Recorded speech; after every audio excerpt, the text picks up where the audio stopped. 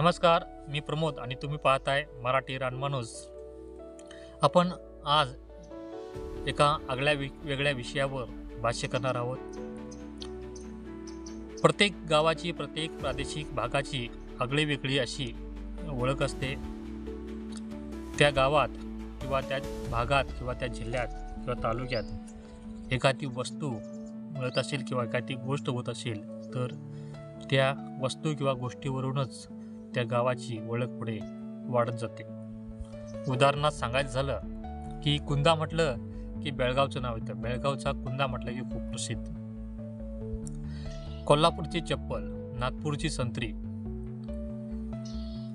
गोव्याचे आणि कारवारचे मासे कसे प्रसिद्ध आहेत, तसेच आपल्या जे घाटावरचं कोकण म्हणतो, पश्चिम घाटात पर्यावरणीय अतिसंवेदनशील क्षेत्रात वसलेलं, पूर्णपणे जंगलाने व्यापलेलं, वन्य प्राण्यांच्या मोठ्या प्रमाणात अधिवास असलेलं तालुक्याचं क्षेत्र जोडा.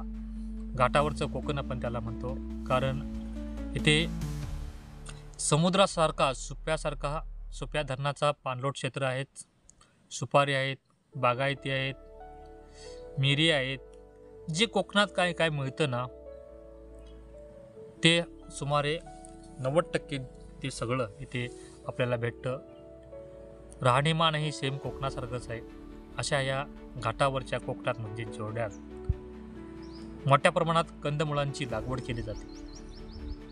कर्नाटकातलं कंदमुळांचं माहेरघर म्हणून या जोडा तालुक्याला ओळखलं जातं. कोल्हापुरात अंकुरमार्फत जे कंदमुळं महोत्सव होतो, त्या महोत्सवातही जोड्या तालुक्यातनं मोठ्या प्रमाणात कंदमुळे नेली जातात. अशा ह्या तालुक्याची आगळीवेगळी ओळख सांगायची झाली तर खूप विषय आहेत, पण आता आपण बोलतोय ते फक्त कंदमुळं. येथे सुमारे 50पेक्षा अधिक जातीची कंदमुळांची लागवड इथली आदिवासी शेतकरी आहेत ते शेतकरी करतात. पावसाळा सुरू झाला की आपल्या घराच्या बाजूला जे परडं असतं, त्या परड्यात शेणखत, जंगलातील पाळापाचोळा, गांडूळखत वापरून ती याची लागवड करतात. पूर्णपणे सेंद्रिय पद्धतीनं याची लागवड ते करतात आणि पावसाळा संपला की ती काढून मग शेजारच्या मार्केटात किंवा बाजार असतो त्या बाजारात जाऊन ते एका साईडला बसून विक्री करतात. मात्र याला बाजारपेठ मिळवून द्यावी याच्या उद्देशानं गेल्या अनेक वर्षापासून जोडा येथे कुळंबी भवनात कंदमुळे महोत्सव आयोजित केला जातो. त्याला चांगला प्रतिसादही मिळतो. या कंदमुळे महोत्सवाचा मुख्य हेतू म्हणजे जोडा तालुका हे कंदमुळांचं हब बनावं, माहेरघर बनावं, केंद्रबिंदू बनावा हाच आहे आणि त्याचा फायदा इथल्या कंदमुळं उत्पादक शेतकऱ्यांना व्हावा हा एकमेव उद्देश. या उद्देशातूनच हे कंदमुळे महोत्सव हा उपक्रम राबवला जात आहे. आरोग्यासाठी उत्तम अशी ही कंदमुळं आणि जर टिकाऊ म्हटलं की 1 ते 2 वर्ष व्यवस्थित ठेवली तर या कंदमुळांना काय म्हणते. आरोग्याचे तर असे गुणधर्म आहेत ते या व्हिडिओतून सांगायला जमणार नाहीत, तर कधी सांगतो. जर तुम्हाला ह्या कंदमुळे महोत्सवात भाग घ्यायचा असेल तर तुम्ही नक्की घेऊ शकतात. 8 जानेवारी रोजी हा कंदमुळे महोत्सव जोडा तालुक्यातील जोडा येथील कुळंबी भवनात होतोय. येथे विविध प्रकारची कंदमुळे तुम्हाला विक्रीसाठी ठेवलेले असतील.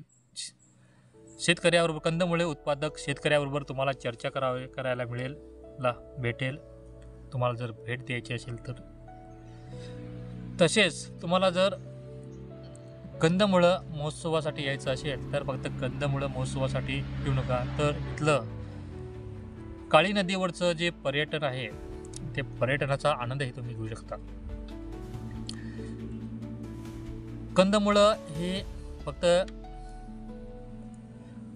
आरोग्यासाठीच उत्तम अशी नाहीत. तुम्ही या कंदमुळांना जी उपवास करतात किंवा एकादश धरतात त्यांच्यासाठी पर्यायी अन्न म्हणूनही ही आरोग्यवर्धक कंदमुळं तुम्ही त्याच्याकडे पाहू शकता आणि त्याच्यासाठी तुम्ही खरेदी करू शकता. त्यामुळे जर तुम्हाला या कंदमुळं महोत्सवात भेट घ्यायची असेल, तुम्हाला कंदमुळे महोत्सवात तुम्हाला सहभागी व्हायचे असेल तर तुम्ही नक्की या.